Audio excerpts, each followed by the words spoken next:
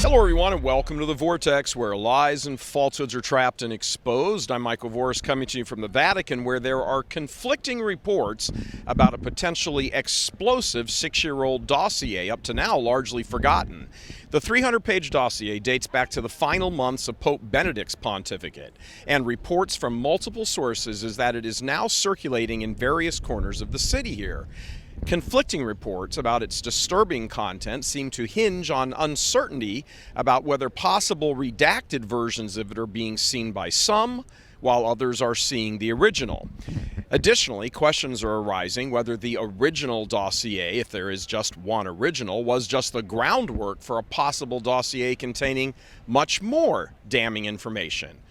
What we can tell you is this: 1, Church Militant has double-sourced this, and 2, these sources have never been wrong about anything else they have tipped us off about. Now, the original dossier was compiled in the wake of what was tagged Vati leaks, a reference to the theft and release to Italian journalists of various private documents of Pope Benedict back in the last year of his pontificate. The Holy Father ordered an investigation into the thefts, but various media reports said what began as an investigation into one area, the theft, quickly diverted into an entirely unforeseen area, homosexuality within the hierarchy here at the Vatican. 3 cardinal investigators eventually compiled their findings into a dossier and presented it to Pope Benedict just a couple of months before his surprise retirement in February of 2013.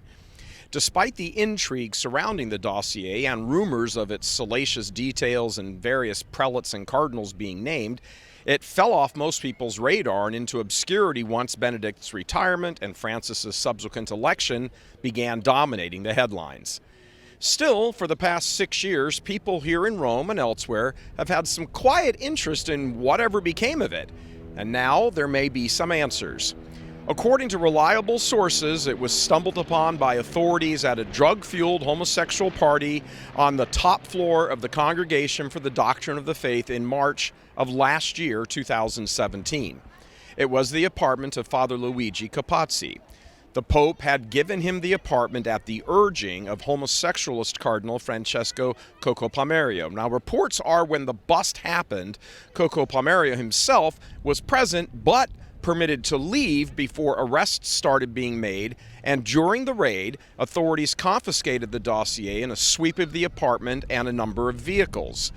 From there, reports are that awareness of the dossier started slowly growing around the city, being circulated around Rome, and according to insiders Church Militant is in communication with, the dossier and/or additional documents contain frightening and disturbing information that many people are nervous about releasing. Since arriving in Rome, Church Militant has learned more about the dossier, although we have not actually laid our own eyes on it.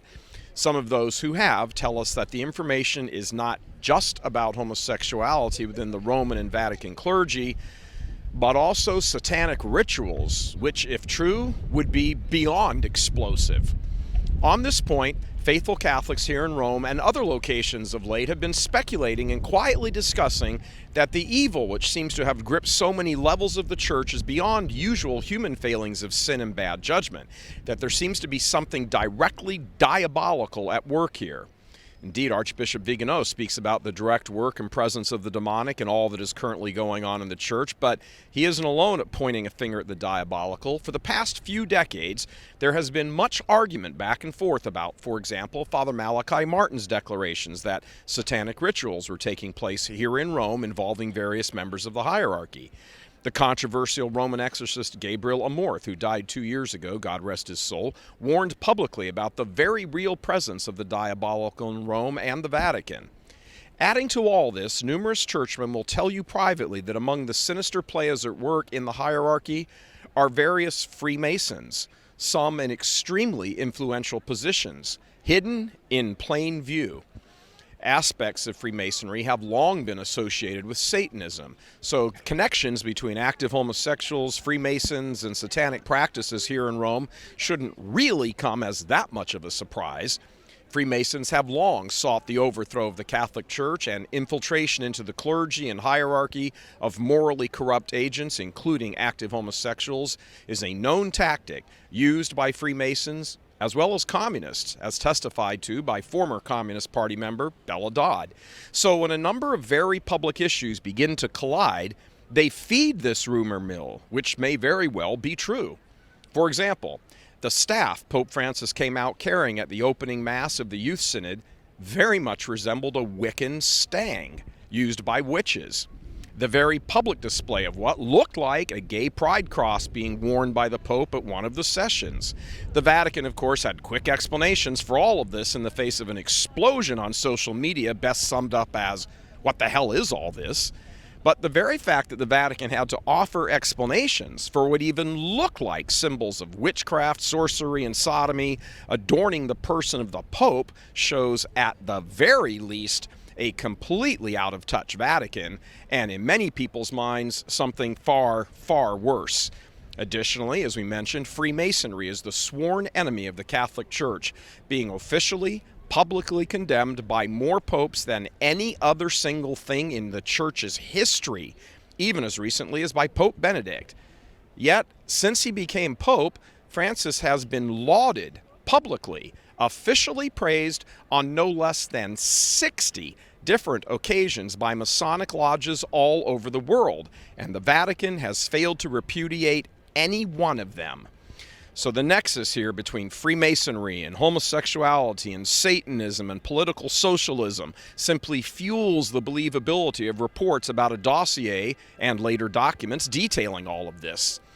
If this dossier or additional accompanying documents do emerge and bring this all to light, the potential fallout would dramatically impact Pope Francis and his papacy, because Francis received the dossier from Pope Benedict after being elected, and according to some sources, actually promoted some of the individuals named in the dossier. If that is true, and it all comes to light, it could have the impact of bringing down the entire Francis pontificate, as newspapers around the world would scream out the most sensational headlines perhaps ever associated with the Church.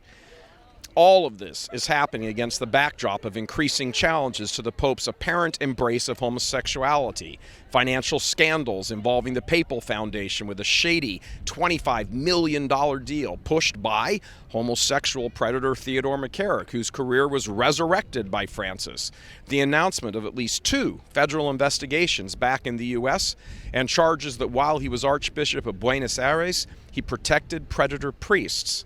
If reports of the dossier or other documentation is true, and they get leaked, a dossier revealing various prelates here in the Vatican are either involved in satanic rituals or are secret Freemasons in addition to being active homosexuals, and Pope Francis has known this, it's difficult to imagine how he and his favorites could possibly survive.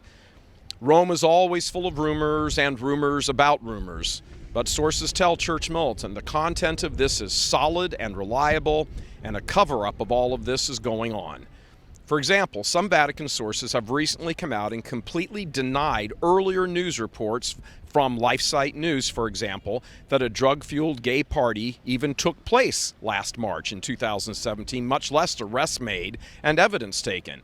But Church Militant has confirmed with sources here in Rome that this did happen. The problem in Rome in chasing anything down is the complete lack of transparency, as well as institutional secrecy in which everything is cloaked. It's why the testimonies of Archbishop Vigano, now completely attested to and verified, have been so incredibly explosive and revealing.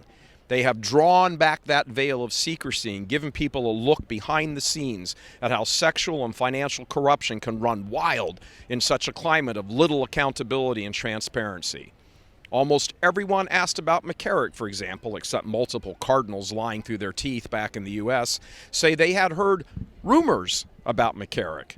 Well, those rumors turned out to be true, and the evils were allowed to continue because of this normal Roman atmosphere of skullduggery and secrecy. We're going to be staying on top of this story, as you might imagine, and bring you what we know as soon as we learn anything new. Reporting from Vatican City, this is Michael Vorse for Church Militant.